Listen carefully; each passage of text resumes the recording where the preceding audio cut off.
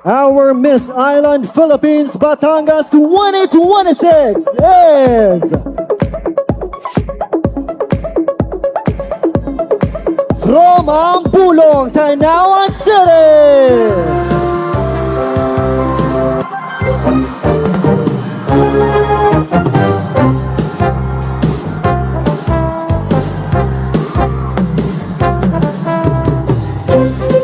Isang malaking karangalan, isang malaking tagumpay, at isang pangarap na ngayon ay naging realidad. Mula sa simpleng lugar ng Ambulong, Tanawan City, Batangas, isang pangalan ang buong pagmamalaking ating ipinagdiriwang, Princess Diane Ramos. Congratulations sa iyong napakagandang tagumpay bilang Miss Island Batangas 2026. Usad, di malinawan. Candidate number 1, Di na Princess Diane Ramos, Ambulong, Tanawan City. Princess Diane, ang araw na ito ay hindi lamang tungkol sa isang korona. Ito ay tungkol sa lahat ng iyong pinagdaanan, sa pagsisikap, paghahanda, tapang at tiwala sa iyong sarili. Sa bawat pagharap mo sa entablado, dala mo hindi lamang ang iyong pangalan. Dala mo ang pangalan ng Ambulong, dala mo ang pangalan ng Tanawan City, at dala mo ang pagmamalaki ng buong Batangas. Ang iyong tagumpay ay isang magandang inspirasyon, lalo na sa mga kabataan na may pangarap. Pinatunayan mo na kapag may pangarap, sinamahan ng sipag, tiyaga at paniniwala sa sarili, maraming bagay ang posible. Ang yuktong paulit-ulit kong babalik-balikan. Ambulong, maging proud tayo. May isa na namang Tanawenyo na nagpakita ng galing at kagandahan na ang ating kababayan ay kayang makilala sa mas malaking entablado.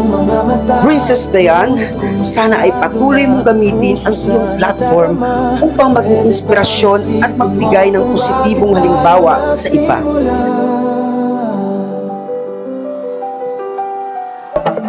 Candidate number 1, Princess Diane Ramos, Ambulong, Tanawan City.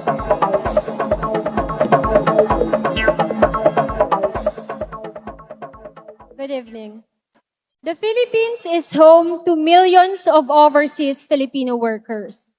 And according to our government data, over 2 million Filipinos work overseas, each carrying the same dream, to give their families a better life. My advocacy, Balik Yakap, is dedicated to the children and families of OFWs. It seeks to create safe spaces where stories of longing, separation, and resilience can be shared without shame. When my father left for South Korea, I was only 7 months old. Years later, he came home. By then, I couldn't recognize him. Imagine meeting your own father as if he were a stranger. Like many children of OFWs, I used to believe that love looks like airport goodbyes, unstable video calls, and counting months until someone came home again. People often see us resilient, and we are. But behind that resilience is a loneliness that many Filipino children carry. That is why Balik Yakap exists. Because children of OFWs deserve more than being told to simply understand. They deserve to feel seen, heard, and embraced by a community that understands their experience. And tonight, this advocacy feels even more personal. Because in just 1 week, my mom will leave the country to work overseas again. As I stand here, I already know the feeling of counting down days until another airport goodbye, until I see her again.